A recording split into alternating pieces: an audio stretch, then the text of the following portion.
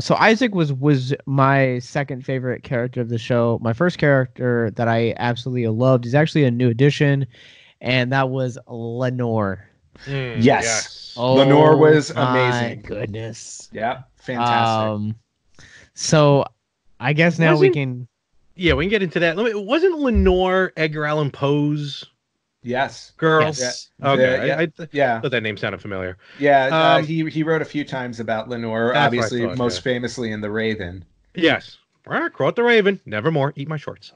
So, yes, Lenore and that council of vampires. Yeah, the four. Yeah. The four of them who I thought were sisters, and then no, they're not. No. It is. So yeah, Lenore, and then even before, Lenore and Hector. So Hector this human gets thrown into the cell of these four vampiresses, I guess, and Vampires, not to be specific. Mistresses of the night.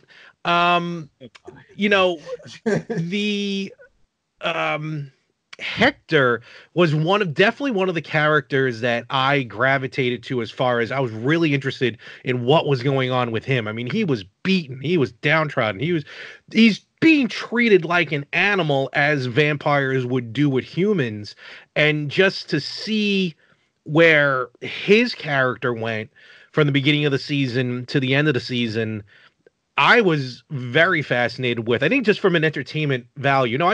I say it a lot, and I know sometimes it's tongue in cheek when I say it, not in a bad way. When me and Anthony talk about movies, and you guys mentioned it on the Friday the 13th episode you did, I tell Anthony, Ant, you're there, you're in Hollywood, you know about this more than I do. He has, Ant, you got a better eye for it than I ever will. And Josh, you review movies, so you see things differently than I do. I admit, I'm just sitting on the couch watching an anime for the sake of enjoying it, trying to see where the video game comes into play and stuff like that. Season 3 kicked in, just because this is a hybrid episode, so I got to mention it. Season 3 kicked in, and I am now trying to beat Castlevania 3 for the 2020 contest. I'm working my way through. Oh yeah, that's also on my list. I haven't beaten it yet. I'm using the passcodes. I'm not doing the save states, but I am legitimately using the passcodes. And I'm actually on the ship, which is funny enough. I'm on the level with the ship.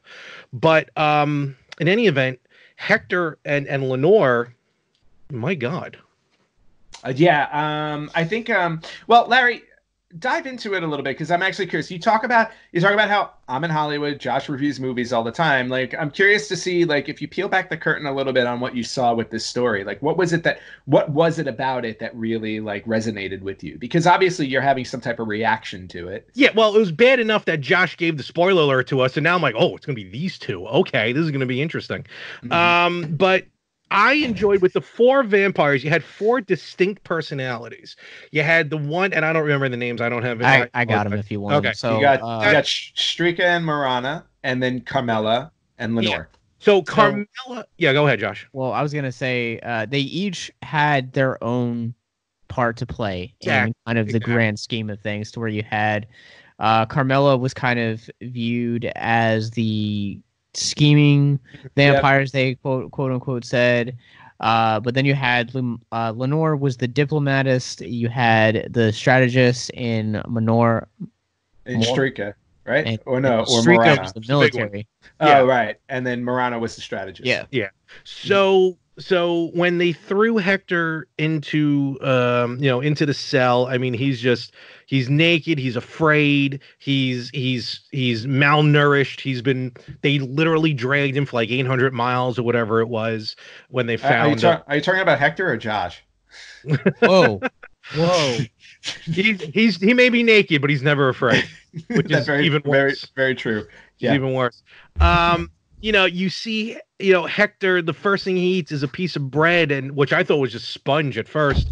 And, you see like the bug crawl out of it, and he has no choice but to take a bite out of it. And he's at the lowest point a human being could be at before actually dying.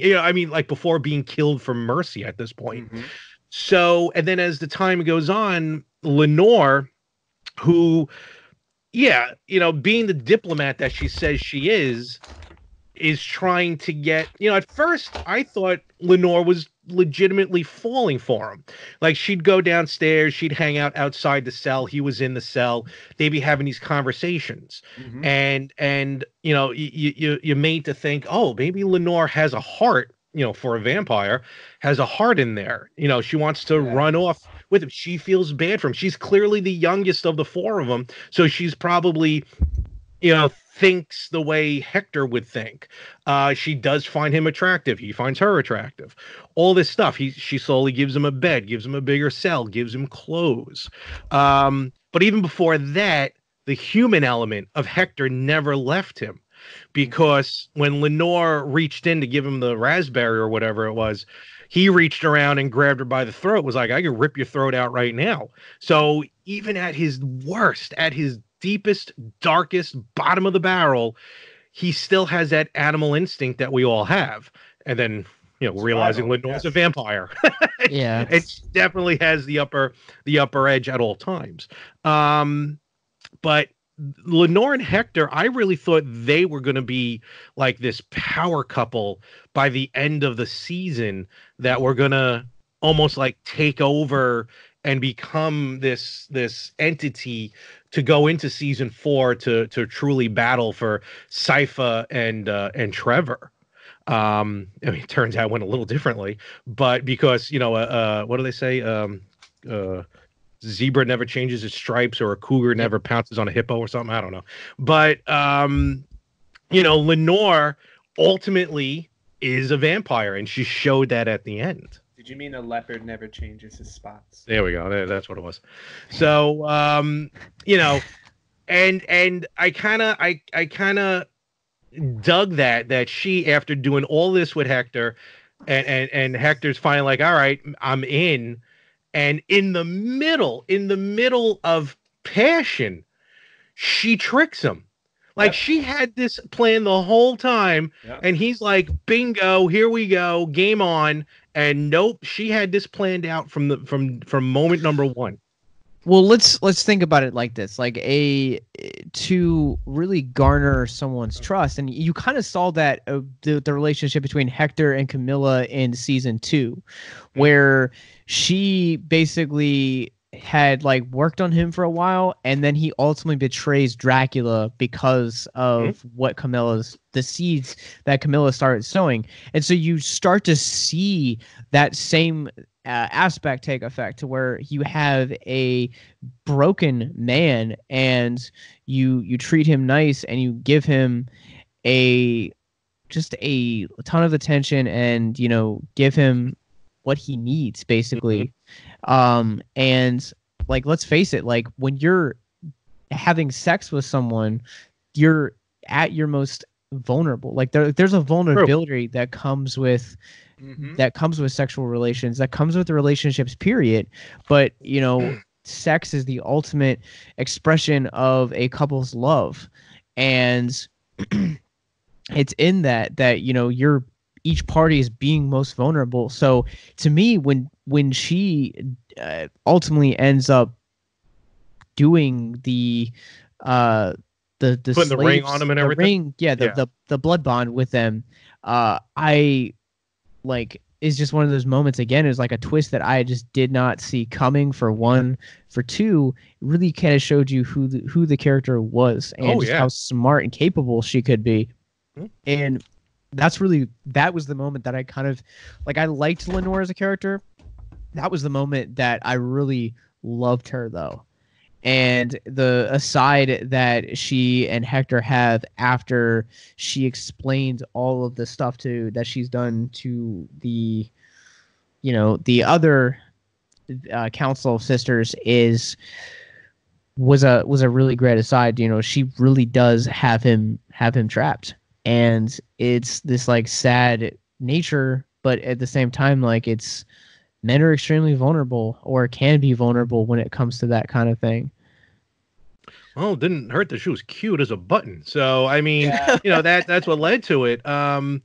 and yeah, it also shows that who you thought was the weakest of the four sisters, I can't call them sisters, of the four vampires, is probably the smartest and the strongest, really, because she's the one. Because remember, Hector is the what do they call him? Him and Isaac. Yes, Forge Master. So they needed that. They needed that for their ultimate plan. And she got it lock, stock, and barrel. And, for a human, on a human side of it, yeah, she did it pretty easily. Well, and you can see that the way that she went about it was the way that it had to be done, because it was very clear that doing it by force wasn't going to work, which was going to be Carmela's way. Carmela's way was going to be, she was going to force him to do that, and obviously it was going to take a softer hand. So putting Lenore in that situation clearly was going to be the smart play, even though, if you remember in the beginning, Carmela didn't believe that she would be able to do it. Yeah, exactly. Yeah. And then when you see how everything unfolds, now, unlike you guys, I already knew the twist that was coming with this whole story. I kind of, not because I was told ahead of time. It was just because I saw the play, because in a lot of instances, it's like when you write somebody off as like, okay, she's going to be the compassionate one. She's going to be the emotional one. So she's going to be the one to turn. That's the brilliance in her plan, because she uses all of those things to her advantage. And you can see how a little bit of kindness, or in this case, a lot of kindness, can go a long way when you're doing it in a sinister manner. Mm-hmm. And that's exactly what she did. She used her quote unquote weaknesses as her strengths, and it completely paid off for her. And yeah, it was just an amazing dynamic to see how we got to see Hector get rebuilt just to get shut down. Oh yeah, he may be in a worse situation than he was before. He was better off dying at that point. Yeah. Oh no, he was. He definitely was again. Yeah, to another vampire. At least hopefully to all four now. Yeah, but Lenore is going to have him, by the dog collar, literally, because she says, "You are my pet." Yeah, but what's also interesting about that too is with the way that she had, and I'm curious to see where they go in season 4. She also promised him, it's like, yeah, you know what? You're our slave, you're my pet, but you're gonna have a nice house to live in. You're never gonna want for anything. So it's like she's basically offering him, it's like, the price of your slavery is that you will still live a good life. You just need to do this for us. Yeah, you're right, because you're exactly right. She did say, you're going to live in this lavish, this luxury. He's going to get everything. He's going to be treated like, or he's going to live like a king, but be treated like a pauper. So, that's an awesome dynamic. Well, it'll be interesting to, as I say, it'll be interesting to see how they, look at that theme in season 4 of, do you give up your rights for the opportunity to live a really great life, or is, are your values more important than the materialism?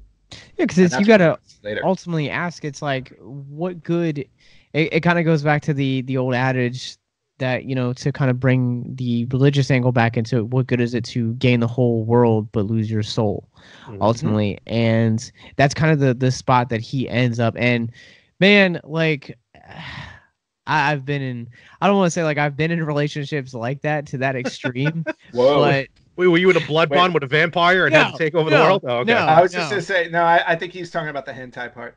Because I would in a heartbeat. No. Yeah.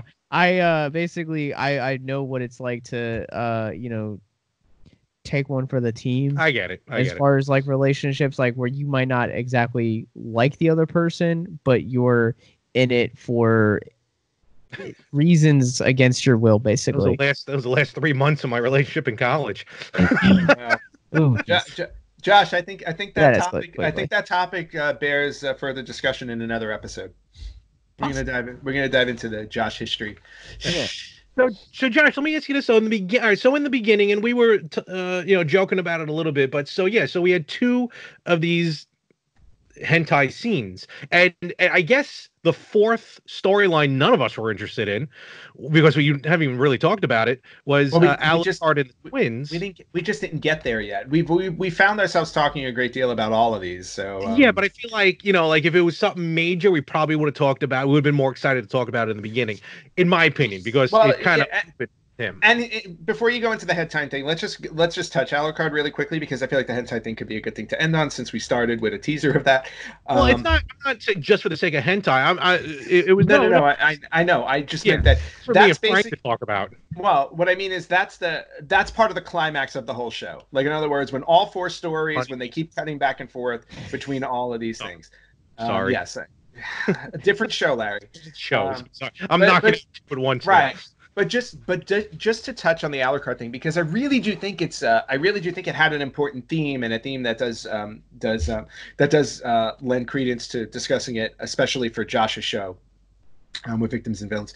But just the whole theme of the power of loneliness and the desperation that it gives you when Taka and Sumi show up, at Alucard's doorstep, essentially looking for, they're ultimately, you can tell they were looking for the castle so that they can use it as some type of, they had a purpose. But what they did was they played Alucard like a fiddle, because they saw this man who was broken down, who was completely isolated and lonely, and was just looking for a connection. And they tried their best to take advantage of it. Essentially, what they were doing with him was what Lenore was doing with Hector. Yep. The only difference is, obviously, they failed in their goal, right?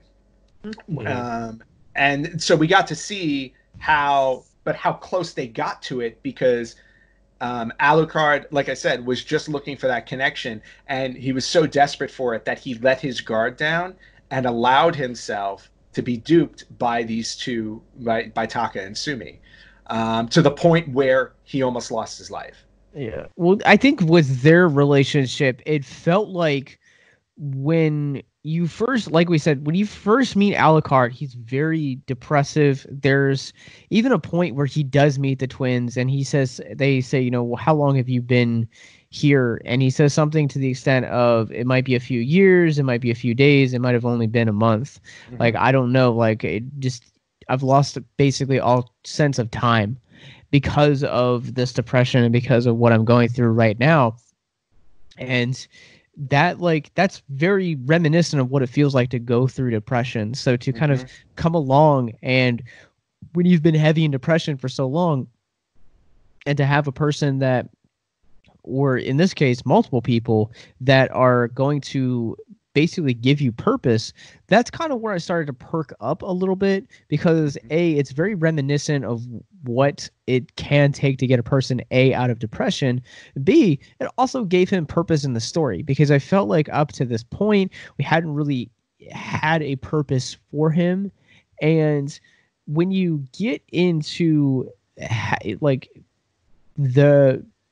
to flesh Taka and Sumi out, you kind of understand where they're coming from a little bit more, which I thought was nice. But in the end, I think the biggest problem that I had with Alucard, as critically speaking, throughout the course of this, is that he started off the season one way, kind of ended basically almost the same way. Mm-hmm. And there's no real character growth for him. But also in the same way, unfortunately, there's nothing else that he really brings to the larger world or to the larger story. Well, if I can touch on that a little bit, I think there was a bit of character growth with him, and the reason why I say that is because, yes, I think he does start and end in the same situation, but along the way, you get a valuable lesson along with that, because you saw Taka and Sumi's story beforehand, and that also plays into this really well, how they were essentially slaves in the guard of this other vampire. So their whole story was they learned that they couldn't trust anybody, because eventually those people were going to do that to you. That was their story. And then you juxtapose that with Alucard's experience of, I just want a connection. You know what I mean? I just need a connection. And now I've been given that connection only to get, what's the word I'm looking for? Betrayed. Turned up. Yeah, only to get betrayed. So the real lesson that Alucard learns in this story is really about himself and about the price of his isolation. The price of his isolation and depression has become, he's gotten so desperate that he let his guard down. So and then he had a choice. At that point, he had a choice. It's like, do I pull myself out of this depression and isolation and connect to the world again, or do I go deeper into it? And as you can see at the end, when he puts Taka and Sumi in front of his castle and goes inside, he's obviously chosen the latter. It's like, no, I'm going to dive deeper into this. So we're really going to see, I think, an Alucard who's even deeper into this funk when we get to the next season. I like that when he put him up on the pikes like that, which is very reminiscent of the actual Dracula who did that. You know, the actual human that the character is based on in the original books. I'm pretty sure that's what he did. He used to put the heads of his enemies or something on the pikes. I don't know what it says about me personally, because I was least interested in the Alucard storyline of the four storylines. Same. Yeah, but for me, I was just bored with it.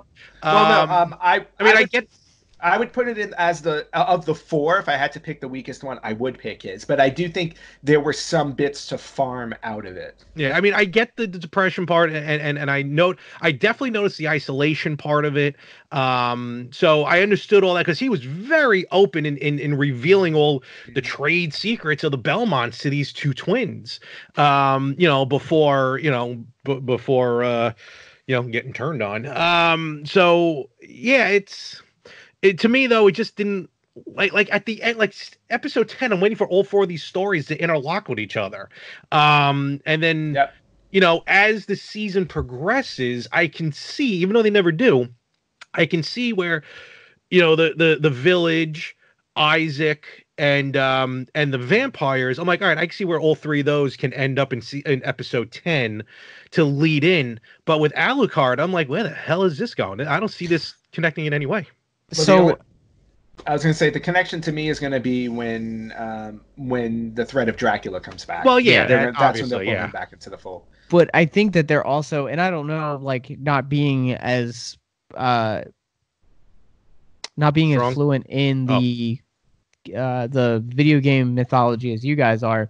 I think that possibly the way that his arc throughout, it kind of sets him up more in line with his father, to where he kind of has a better understanding, because his arc throughout the course of this is very reminiscent of where we find Dracula in the beginning of season 1, to where he loved humans, he gave them, basically a vulnerability, and in that vulnerability, he ends up finding love, and they end up dying because of it. And so you have something that's almost the same, it's just a little bit twisted in the end. As much as this whole series is based on Castlevania 3 with Alucard, when they finally before they end this series, I really let me know if you think about this or not. I really feel like they're going to dip into Symphony of the Night, because the Castlevania Symphony of the Night on PlayStation, that's Alucard's game. You play as Alucard the entire game. Well, except in the beginning, you are Trevor in the beginning. But, maybe that's how they end the series. Because are you Trevor in the very, you know what I'm talking about? When you first... I think you were. I can't remember exactly. I'm pretty sure you were. I'm pretty sure you play as Trevor for like Symphony of the Nights. When you put the game in for the first time, you jump right into like the last boss of the prior game, which technically actually I think is Rondo of Blood. But in any event, I think we're going to start seeing more aspects from these other games. But Symphony of the Night, it's Alucard in Dracula's castle. And I think that's maybe, now that literally it just dawned on me at this very moment, maybe that's what they're setting up for Alucard storyline wise, is going to this Symphony of the Night storyline somehow. It's entirely possible, and I hope we get some Symphony. Oh, absolutely. Yeah. So I guess now it's kind of time to dive into the hentai. Okay. Well, yeah. The climax, right? So the climax of all of these stories happen over each other. Like we're seeing them all unfold together. Exactly. That's how they interlock. Phrasing. Yes. So, all joking aside, those two scenes were imperative for something. For Lenore and Hector, it was to get Hector to fall for Lenore, for Lenore to trick Hector into becoming her slave, becoming the slaves of the 4 vampires. In the threesome, which it was, which, wow, that went away. I wasn't expecting that, because especially if they were supposed to be brother and sister, which now to me, I don't know if they were or not. That was just a weird way to get to Alucard, which is, to kill him, which is why I felt the Alucard and the twins scene was unnecessary for that, where Lenore and Hector, I completely understood why they would go that way to get Hector where he needed to get to in the story. Yeah, I found myself throughout the course of it where, as you're watching that episode, I kind of don't you kind of don't expect it that they're going to show this, because it just doesn't fit tonally with the overarching story. Right. Josh, and say anything, it would have hit me out of left field. Honestly, I would have been like, "Whoa!" I was not expecting that. No, honestly, all joking aside. Yeah, no. But I think too that I agree with you that, like, Lenore and the Hector sequence it's a little bit, that sequence is a little bit not as extreme as the threesome sequence, for one, and for two, it also has a purpose that you're now seeing here. Whereas even if they give Alucard a purpose, to your point of making him the big bad of season 4 or season 5, and it's because of this right here, this being the linchpin that kind of sets him on Dracula's path. Still to that point, I still feel like this is unwarranted. Like, you didn't need to show it as graphically as it was. I don't mind the graphic. I'm not. I mean, it's not that I don't mind the graphics part. I'm just saying, like, it doesn't bother me. I'm not offended by the graphic part of it. But I feel so. Let's put everything into perspective. So this is all 4 of these stories. Their peaks are happening at the exact same time. You have Lenore and Hector, right? You have Alucard and the twins. Correct me if I'm wrong. You have the battle at the church, at the Priory. At the Priory. Excuse me. And I think you also have Isaac in the scene I was talking about with the humans. And the battle in the town with the humans. Okay. So all of this is happening at the same time. This is why I feel the threesome scene should have been just a straight up battle of some sort, because all those other 3 make sense. Even with Hector and Lenore being intimate with each other, it makes total sense. This is what took me out. That threesome took me out of it. Yeah. Okay. Let me weigh in on that, because I think the reason why I didn't think that you went the battle route with that scene is because, again, Alucard's entire story was about reconnecting with people, and Taka and Sumi were the 2 people he was reconnecting with. And the reason why, and again, was it a little bit of a surprise where they went with it? Yes, but when you understand, or at least for me, when I understood the overall arc of his story, it made complete sense, because, again, this was the ultimate connection that he could make with these 2 people. And not only that, but they saw the desperation in him, and they took advantage of it in their goal of getting him in as weak a position as they could, because they knew who he was, they knew how powerful he was, and they knew that if they allowed it, in their minds, if they allowed it, Alucard would become just like their previous master. So they broke him down as much as they could, and they got him in the weakest state they can possibly get him in, because, again, he was so desperate to reconnect with people that they took complete advantage of it, and they almost succeeded. I get it, because that's his human side. You can look at it that way, because Alucard's half vampire, half human. Right. So yeah, that could be his human side. But, again, I like to have 2 scenes like that at the same time. That's kind of like the only thing that. Well, look at step back for a second. You had 2 scenes of passion mixed in with, not that far back. Oh, okay. You had 2 scenes of passion mixed in with 2 scenes of action. But and to me, like, I felt like they were really, again, not only were they balancing out the 4 stories as they were, interlocking them, so to speak, but again, they were paying off the story you were following all along. Having Alucard's story, if they would have ended it in a fight, it would have been fine, but it would have felt a little bit empty. This was really what they were going for with him, and I thought going the emotional route and the physical interaction route was the way to do it there. And I agree with that too. And I talked about this in our Deep Blue Sea episode, where I don't necessarily have a problem with. I don't even know how you make that connection. That's what I'm trying. So like, hold on. Samuel Jackson shark and so there's a sequence. There's a sequence in Deep Blue Sea that we talked about in our episode that kind of is just over sexualizes, and if sex is used in a plot, it's I don't necessarily have a problem with it. It's to the point where it reaches over sexualization and just existing. And that's very much where, to your point, and I can understand where you're coming from, but for me personally as a viewer, it was very uncomfortable, very much a just uncomfortable to watch those sequences. Was it uncomfortable because of the players involved, so to speak? Because it's not something. It's because let's just put it out there. It's not something we generally see. No, this was a non-traditional threesome. Is that how I say it politely? I'm not trying to be rude or anything. It's that's what when you think of, depending on perspective. Yes. No, of course. Well, no, depending on Hollywood, because if you look at Wild Things, that had a threesome scene in it that's very famous. But right. When you think of that, and again, I'm not trying to be rude or I'm just talking the mass public with Hollywood. You tend to think that those scenes are going to be going one way, where it's the two guys and the girl. Here, it was really the guy and the girl for the guy. And I'm not saying that's bad. I'm just saying that's not how majority of people viewing probably would have saw that come from. And for me, that wasn't uncomfortable. I just thought it just doesn't make sense. Whole scene, that whole threesome scene.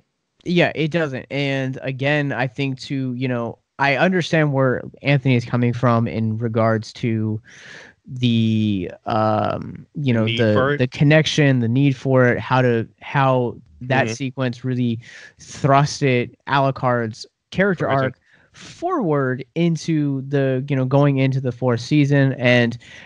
But again, it seems a little like it overstays its welcome a little bit, to where like you probably could have had the same effective nature had it been something that starts maybe in like one sequence where you can see them, they're coming on to him, flashback to the Battle of the Church, flashback to Isaac, flashback to Lenore and Hector, and then somehow along the lines they're betrayed, flashback to one of those other three sequences, come back at the end of the episode, they've killed well, I think could have skipped all that. Well, no, I think you kind of see the connection between the three of them start to rise when they're training.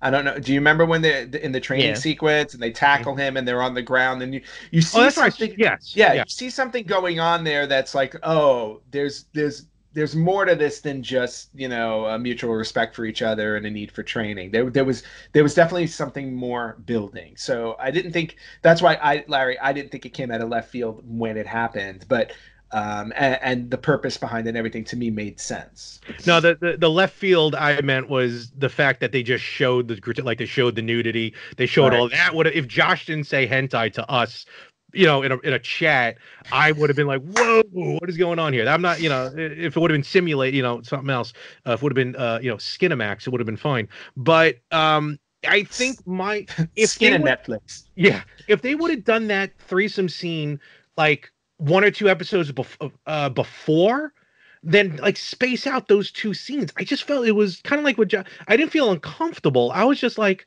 there's just a lot going on. That's the point, though. No, but to me, it took it away. Like I said, it took it away.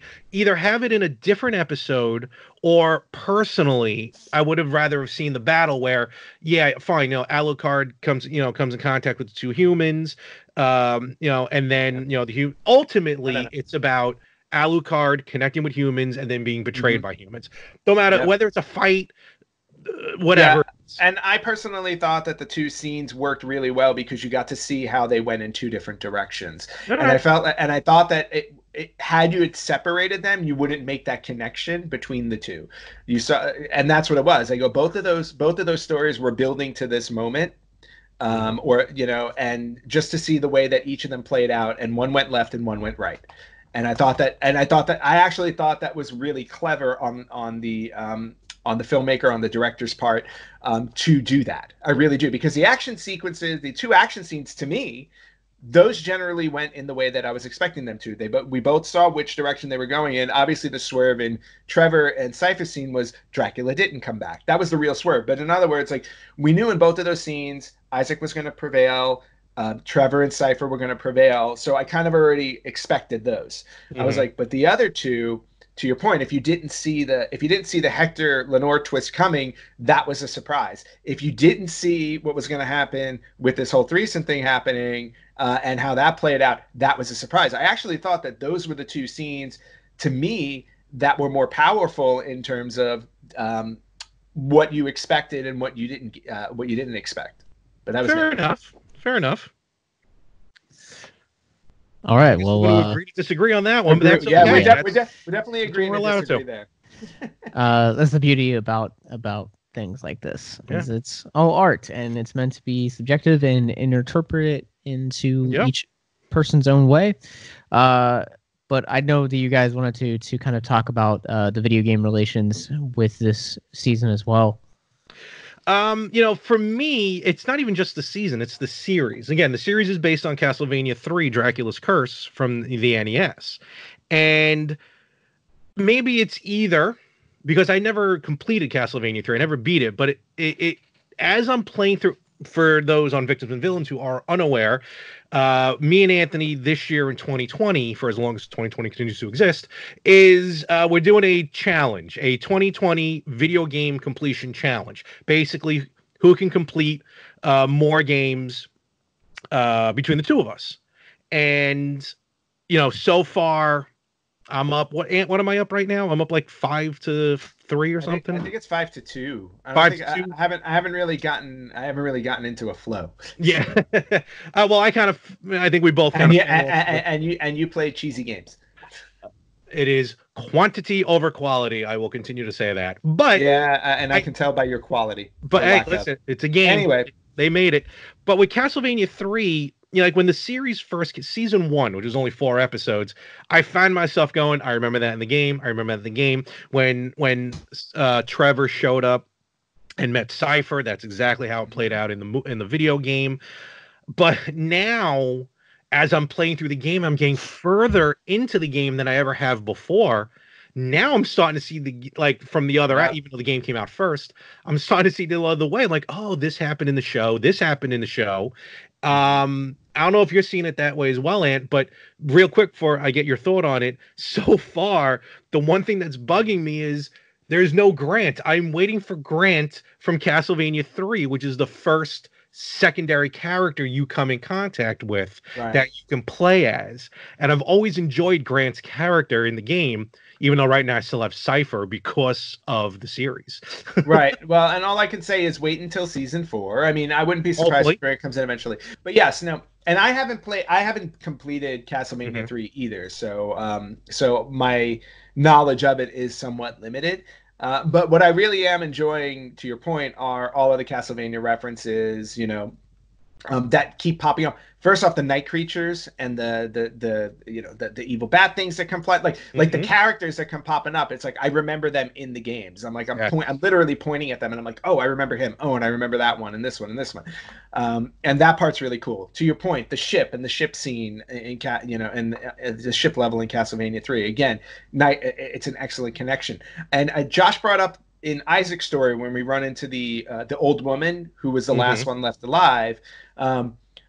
Immediately when I saw her in that long gray cloak and everything like that, it reminded me of the characters in Castlevania 2, Simon's Curse. They're the ones that you buy stuff from. You buy the laurels from. You buy the wood from. Like, I saw her decked out in that and immediately flashed to Castlevania 2. So the references are all over the place. Oh, absolutely. You know, and to be honest with you, if I was watching if I was watching the show with a keen enough eye, I probably would have pointed out more. But going through it for the first time, obviously, my intent was, the story, the character development, all that stuff. I wasn't necessarily trying to nitpick everything for all the references, but the references are there. And like I said, I only caught a few. Castlevania 3 is definitely on my list of games that I want to complete this year as well. So I'm sure when I get through that, I'll probably start seeing other pieces. Well, I got to admit, I'm looking into Wikipedia right now just to see if there is any major, maybe that we may miss with crossovers. Yeah, we're not getting Grant apparently. How come? Quoting Wikipedia, due to the limited time, Ellis, who I think is the director or the writer, he is the writer of the series. Opted to drop Grant Dynasty, a pirate character in the game. Ellis notes that besides the stupid name, he felt the pirate was misplaced in the setting and that the limited runtime would not allow him to develop the character fully, which I understand, but still stinks for me. Oh well. Well, that makes sense, but again, we don't know. And again, we don't know if there's a possibility that he can be brought back for season 4. We may see the ship captain again. We may, I mean, it's entirely possible. It all depends, obviously, about what they craft for the next season. So again, I'm starting to see, as I get further and further into the game, I'm seeing the similarities between the two. But as I mentioned while we were talking, Ant, let me get your idea on this. Like, do you foresee them dipping heavily now? Will they probably go into Rondo of Blood, which was on the PC Engine? That was the Japanese TurboGrafx 16 that one day we're going to get over here. And then do you see them dipping into Symphony of the Night maybe as the major arcs? I don't see a reason why they wouldn't. I mean, and again, it's one of those things where it's like they have a ton of Castlevania video games to reference. So, and obviously not necessarily Rondo of Blood, but Symphony of the Night specifically, which is arguably considered the greatest Castlevania game of all time. I feel like, and again, to your point, it was Alucard's story. There is definitely an opportunity to go there. The other things to think about also is, will they go the route of introducing other Belmonts? Is there ever going to be a time we fast forward? Does the Infinite Corridor play into us? Because the Infinite Corridor can play with space and time. Does the Infinite Corridor give us Simon Belmont alongside Trevor Belmont? Or do we get very nice? Or do we get Rick? No. Stop it. Stop the music. What we're singing now. Or do we get? Oh, I'm going to kill you both. Or do we get Richter Belmont along with Simon Belmont? Like, I'm curious to see if we're going to get Bloodlines. Are we going to get all of the Belmonts at some point? They did mention in season 3. Forgive me, I can't remember how. I feel like it was when they were sitting down. The 3 of them were in the pub, but they do mention like a female Belmont. And the only female Belmont, as far as I know, was in the Game Boy games. So they are starting to mention other than Simon Belmont, who's like really like the Belmont. They are starting to mention other ones. And when they mentioned the girl Belmont, I was like, wait a minute. Yeah. Sophia, I believe it was. Sophia Belmont. Right. So I guess the question is going to be like, do things get so dire? Do things get so dangerous? I keep trying to do FaceTime. Stop it. Do things get so dire that they actually will pull in all the Belmonts from across their lineage to help in whatever war is about to come? It's like that episode of Power Rangers when all the Red Rangers show up. Yeah, exactly. Including the original one who looks like he went to McDonald's a few too many times. Austin St. John. Oh. Yeah.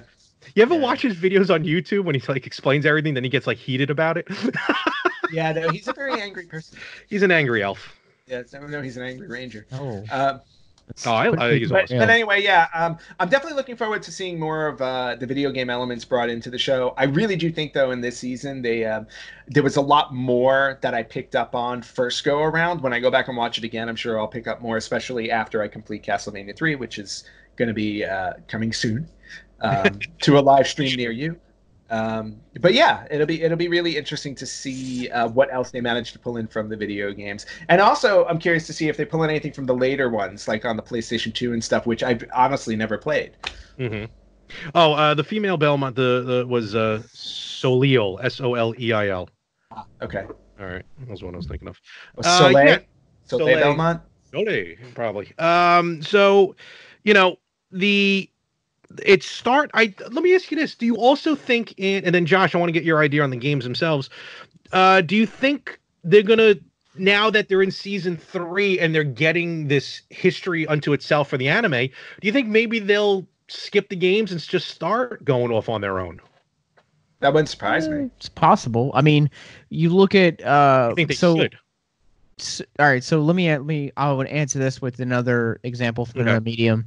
So the CW honestly is probably now at this point most famous for its DC shows like Arrow, Flash, Supergirl, Legends of Tomorrow, and they've spent the last probably 8-9 years taking famous DC characters and bringing them to life. And there was an article that came out of Comic Book Resource that The Flash is actually going to be the first series that's actually going to do a original villain, which it seems mind-boggling to think about because but it was going to reach that point at another anyways. And look at what Batman the Animated Series did. If it wasn't for them creating an original character, we wouldn't have Harley Quinn. Correct. And so I think at this point, I think we're going to get it eventually. But at this point also, too, I think that they are basically going to tell a lot of the mythology. I think that if this series in this world has the power to take the traditional anime route and go 11, 12 seasons, 13 seasons. I think like One Punch Man, which is another anime, is like up to like 900 episodes or like 900 issues of the manga. So like I think it's fully possible that we do eventually see original content. And as long as it fits in with the world and keeps growing these characters, I have no problem seeing that, but it has to fit in with the world. Okay. Fair enough. Yeah. I like it. Josh, have you played now since the series started? Have you had the urge to play any of these games? I have, and I have been secretly hunting down Bloodlines because I have a Genesis. Okay, that's a tough one to find.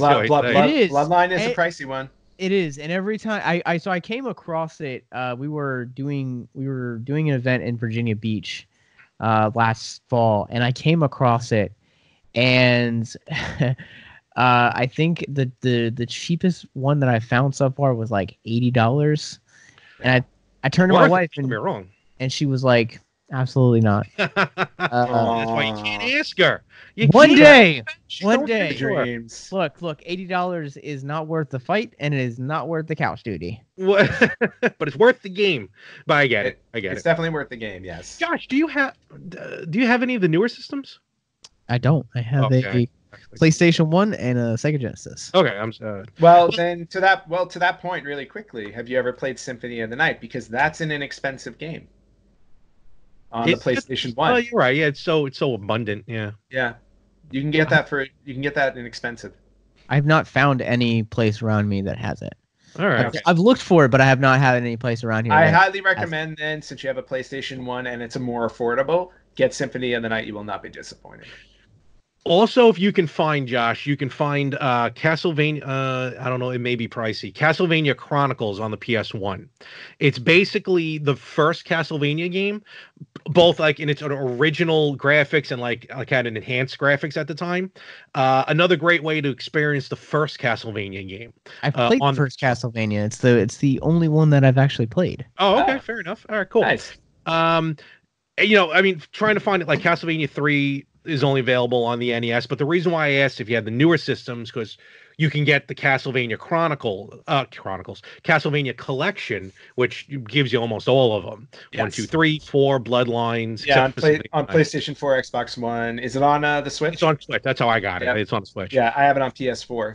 So it's really cool that you all right, so you don't have, so it's difficult for you to find Symphony of the Night. All right, it's good to know. Good to know. Yeah, I've looked. I don't know. That's again. That's the problem with just where I'm currently located, because it's really rural. So like video game stores are like far and few between. I've been to your town several times.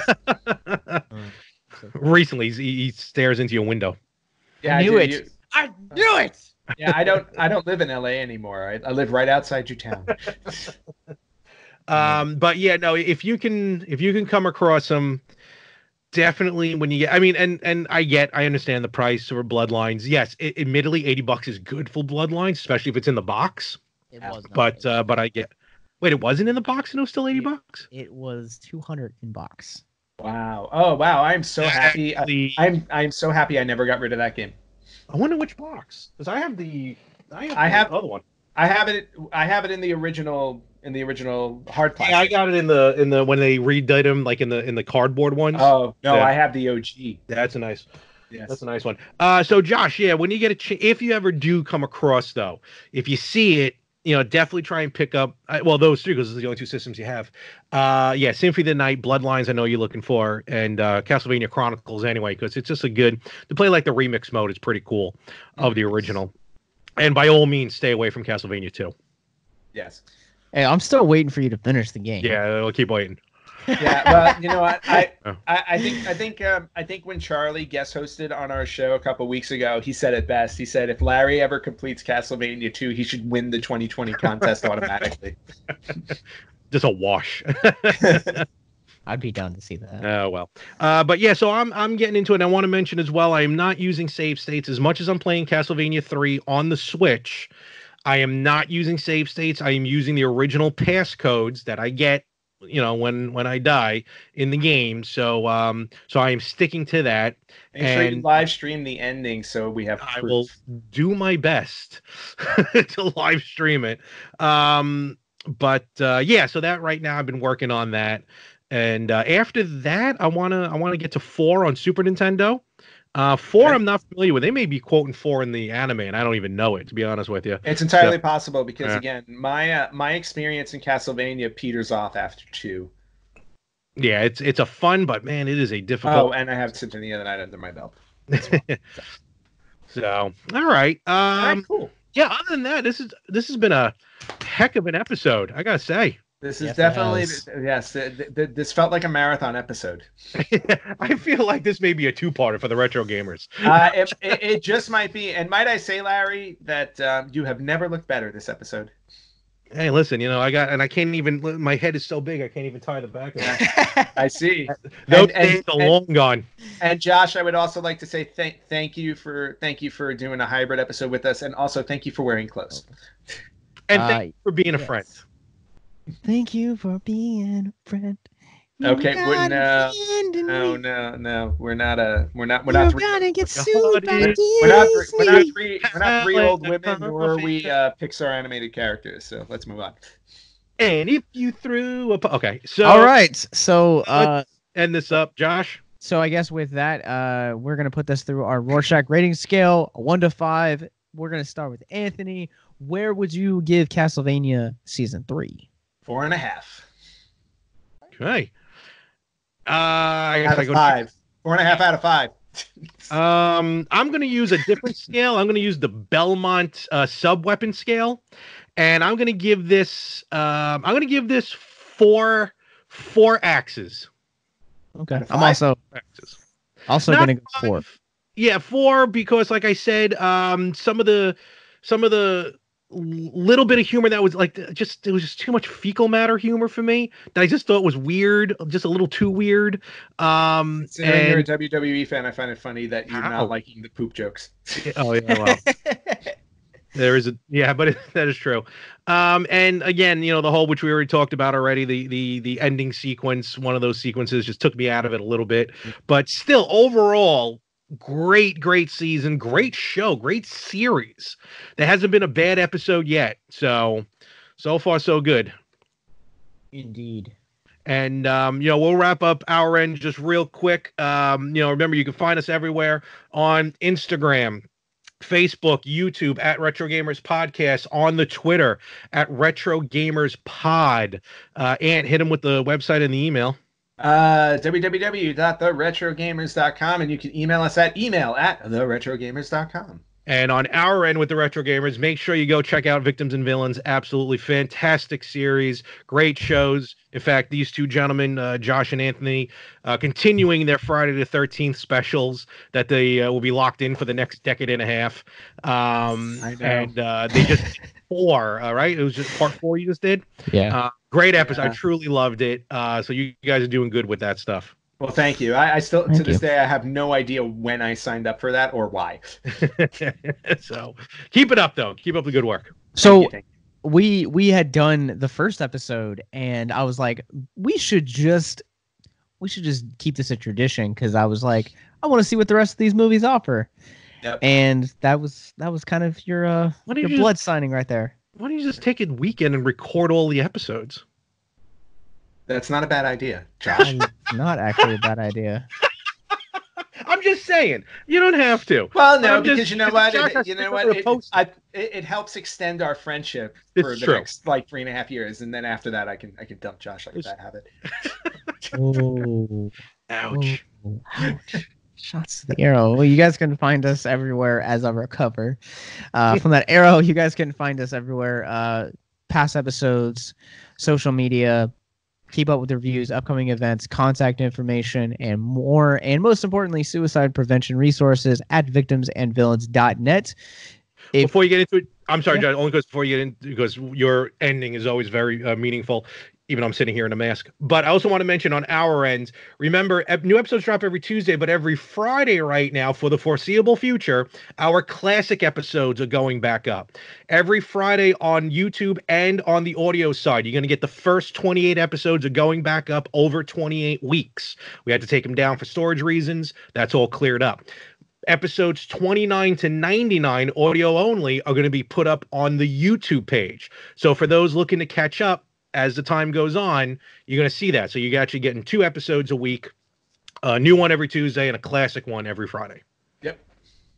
All right. Well, you guys can find, and on that note, if you guys want to be like Larry here and help support us on Patreon and help us get mental health resources into schools, you guys can, for as little as $1 a month, you guys get access to exclusive content and help us get mental health resources into schools. And also for $5, you guys can decide which Nicolas Cage movie you'd like to see us cover, because we're going to cover every single one hopefully before we hit 1,000. So we're locked into that commitment for a long time, because I was just Nicolas going to Cage, say, before you hit 1,000 Nicolas Cage movies. basically, he's at a little over 100 right now. So you guys can help partner with that and get some good content that way. All of the money we make off that goes back into getting mental health resources into schools.